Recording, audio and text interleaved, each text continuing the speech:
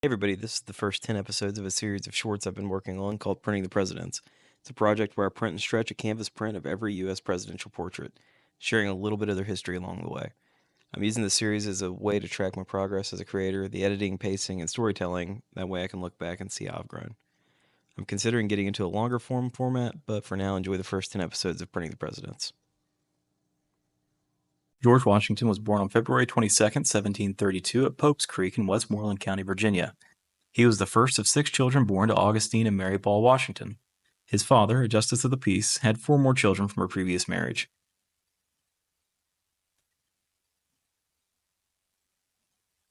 Washington wasn't particularly close with his father and rarely spoke about him later in life.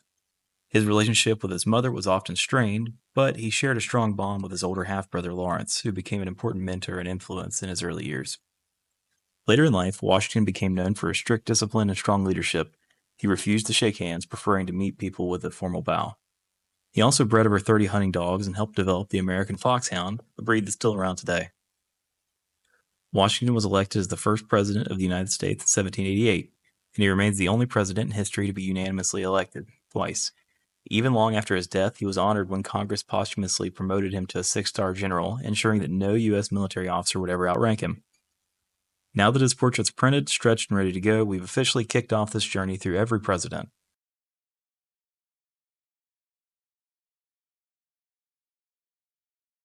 This is episode 2, and today we're printing and stretching an official portrait of John Adams, the second president of the United States. This portrait was painted in 1793 while he was still serving as George Washington's vice president. Adams was born on October 30th, 1735 in Braintree, Massachusetts, which is now called Quincy. His father was a deacon, farmer, and militia officer, and Adams always spoke highly of their relationship. As a child, Adams struggled with school and even considered dropping out to be a farmer, but his father pushed him to stay and eventually led him to attend Harvard at just 16. Before becoming president, Adams was a lawyer and political activist. He famously defended the British soldiers after the Boston Massacre, believing in a fair trial, even when it made him unpopular. During the Revolution, he helped draft the Declaration of Independence, secure loans for the war, and shape the Massachusetts Constitution, which later influenced the United States Constitution. After serving as Washington's vice president, Adams became the second U.S. president in 1796. His presidency was rocky.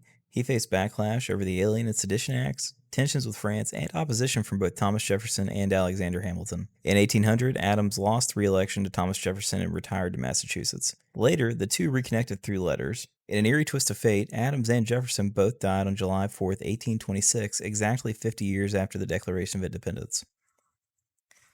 Now that this portrait's printed and stretched, we're continuing our journey through every U.S. president.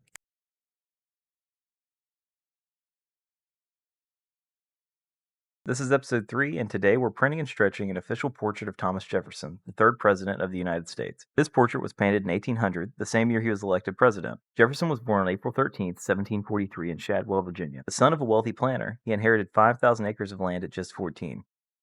He studied law, William and Mary, but his real passions were science, architecture, and philosophy. Jefferson is best known as the primary author of the Declaration of Independence, though admittedly much of it was inspired by other thinkers. His original draft even condemned slavery, but that passage was removed to gain Southern support. Beyond politics, Jefferson had a huge range of interests. He spoke 6 languages, designed his home Monticello, and owned over 6,000 books, which he later sold to help rebuild the Library of Congress after the British burned it in 1814. As president, he doubled the size of the country with the Louisiana Purchase and sent Lewis and Clark to explore the West. Despite promoting small government, he expanded presidential power by making the Louisiana Purchase without direct approval from Congress. Jefferson's legacy is complicated. He wrote about liberty and individual rights while owning hundreds of enslaved people, including Sally Hemings, with whom he likely had children. He also had some unusual habits. He started each morning by plunging his feet into a bucket of cold water, believing it was good for his health. He also hated public speaking and preferred to communicate through letters instead of speeches. Now that this portrait is printed and stretched, we're continuing our journey through every U.S. president. Come back tomorrow for episode 4 of Printing the Presidents. As always, thanks for watching and enjoy the rest of your day. This is episode 4, and today we're printing and stretching the official portrait of James Madison, the 4th President of the United States. This portrait was painted in 1816, near the end of his presidency. Madison was born on March 16, 1751, in Fort Conway, Virginia, and grew up on his family's plantation in Montpelier. He was a quiet, bookish kid and later attended Princeton University, finishing his studies in just 2 years. Madison is best known as the father of the Constitution. He played a key role in drafting it and later helped write the Federalist Papers, which argued for its ratification. He also authored the Bill of Rights, shaping many of the freedoms we have today. As president, Madison led the country through the War of 1812 against Britain. Washington, D.C. was burned during the war, and Madison became the only sitting president to flee the White House as enemy troops approached. His wife, Dolly Madison, became famous for saving a portrait of George Washington before the British burned the White House. She was also known for throwing some of the best parties in Washington, earning her the nickname America's First Lady, a term that had stuck for future presidential wives. Despite his big impact on the country, Madison was only 5'4" and weighed about 100 pounds, making him the smallest U.S. president. He also had chronic health problems but lived to be 85 years old, which was impressive for the time. Now that this portrait is printed and stretched, we're continuing our journey through every U.S. president.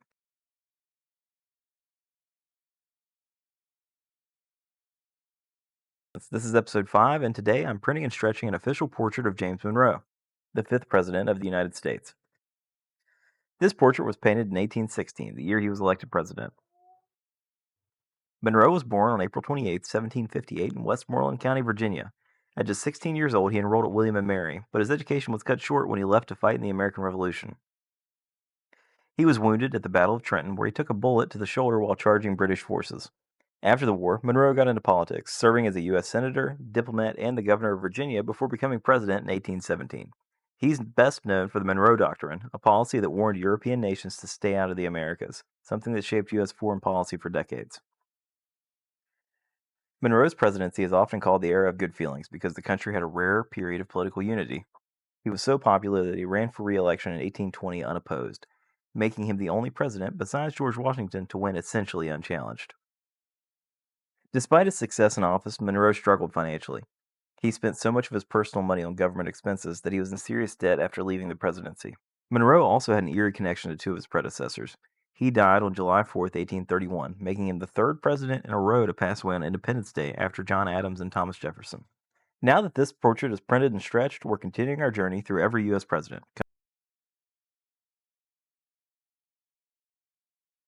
This is episode 6, and today we're printing and stretching a portrait of John Quincy Adams, the 6th President of the United States. This portrait was painted in 1818 before he became president while he was serving as Secretary of State. Born July 11, 1767 in Braintree, Massachusetts, which is now called Quincy, Adams was the son of John Adams, the second U.S. president. Practically grew up in politics. By 10 years old, he was traveling through Europe with his father on diplomatic missions.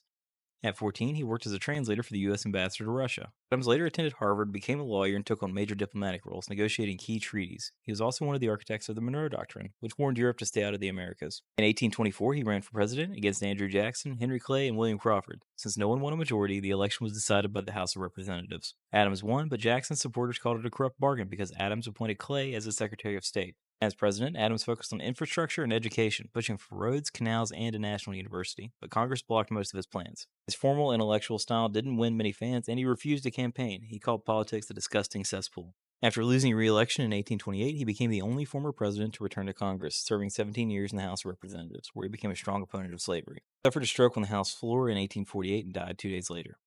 His last words: "This is the last of Earth. I am content." Now that this portrait is printed and stretched, we're continuing our journey through every U.S. president.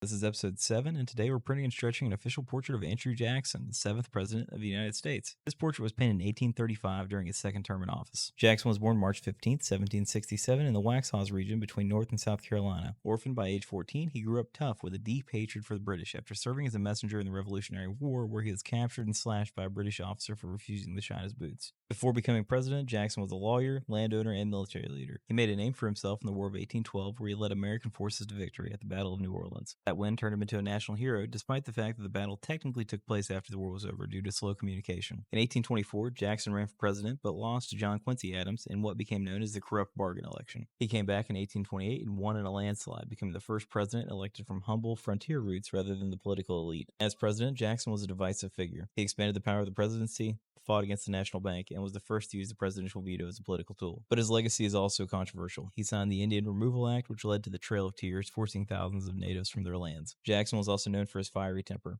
He fought in over 100 duels and survived the first assassination attempt on a sitting president. He personally beat his attacker with a cane when the assassin's gun misfired. He died in 1845, reportedly with a parrot at his funeral, one that had to be removed for swearing too much. Now that his portrait's printed and stretched, we're continuing our journey through every U.S. president.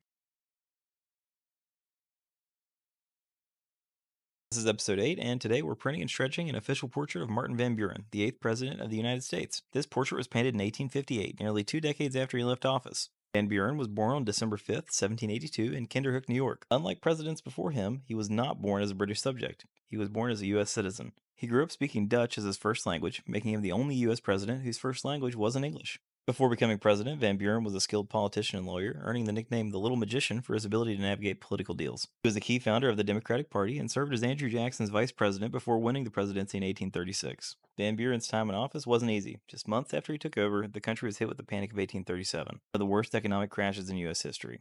Banks failed, unemployment skyrocketed, and businesses collapsed. Van Buren stuck to Jackson's policies, refusing to have the government bail out banks, which made him unpopular. What is one of his lasting contributions? He helped popularize the word okay, which came from his hometown nickname, Old Kinderhook. Supporters used OK on campaign posters, and the phrase stuck around. Van Buren ran for re-election in 1840, but lost badly to William Henry Harrison, who branded him as an out-of-touch elitist during the famous log cabin and hard cider campaign. He tried to make a comeback in 1848 as a third-party candidate with the Free Soil Party, running on an anti-slavery platform, but didn't win any states. He spent his later years writing, traveling, and advising younger politicians before passing away in 1862 at the age of 79. Now that this portrait's printed and stretched, we're continuing our journey through every U.S. president. Today, I'm printing and stretching an official portrait of William Henry Harrison, the 9th President of the United States. This portrait was painted in 1835, a few years before he took office. Harrison was born on February 9, 1773, in Charles City County, Virginia, when America was still a British colony. That makes him the last U.S. president born as a British subject before the Revolution. His father signed the Declaration of Independence, but instead of following in his footsteps as a statesman, Harrison joined the military, making a name for himself fighting the Native American forces in the Northwest Territory. His biggest claim to fame came in 1811 at the Battle of Tippecanoe, where he led U.S. forces against the Shawnee leader Tecumseh and his Confederacy. This earned him the nickname Old Tippecanoe, which later became part of his famous campaign slogan, Tippecanoe and Tyler too. Harrison ran for president in 1840 against Martin Van Buren and won in a landslide. His campaign portrayed him as a log cabin, hard cider drinking war hero, even though he actually came from a wealthy Virginia family. But here's where things took a tragic turn. Harrison delivered the longest inaugural address in history, speaking for nearly 2 hours in cold, rainy weather, without a coat or hat. 32 days later, he died, the shortest presidency in U.S. history. For years, people believed that he caught pneumonia from that speech, but modern historians think it was more likely typhoid fever from contaminated water in D.C. Regardless, Harrison became the first president to die in office, leading to a constitutional crisis over presidential succession. His death set the precedent that when a president dies, the vice president fully assumes the office. Now that this portrait's printed and stretched, we're continuing our journey through every U.S. president. This is episode 10, and today we're printing and stretching an official portrait of John Tyler, the 10th President of the United States. This portrait was painted in 1859, nearly 15 years after he left office. Tyler was born on March 29, 1790, in Charles City County, Virginia. He grew up in a wealthy plantation family and followed his father into politics. He served in the House of Representatives, Senate, and as vice president under William Henry Harrison. Tyler wasn't expected to be president. He was actually the first vice president to assume the presidency after a sitting president died in office. When Harrison passed away just 32 days into his term, there was confusion over whether Tyler would be acting president or full president. Tyler didn't wait for debate. He immediately took the oath and claimed full presidential powers, setting a precedent for future successions. During his presidency, he clashed with Congress, vetoing bills and even getting kicked out of his own party, the Whigs. He was the first president to face impeachment proceedings, though they didn't go anywhere. Despite his political battles, Tyler did help annex Texas into the United States, setting the stage for westward expansion.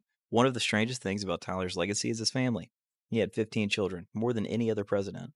And because he had children late in life, he still has living grandchildren today, nearly 180 years later. After his presidency, Tyler sided with the Confederacy during the Civil War and even got elected to the Confederate Congress, making him the only former U.S. president to actively oppose the Union. Because of this, he was considered a traitor, and when he died in 1862, the U.S. government didn't officially recognize his death. Now that this portrait's printed and stretched, we're continuing our journey through every U.S. president. Come back tomorrow for episode 11 of Printing the Presidents. As always, thanks for watching, and enjoy the rest of your day.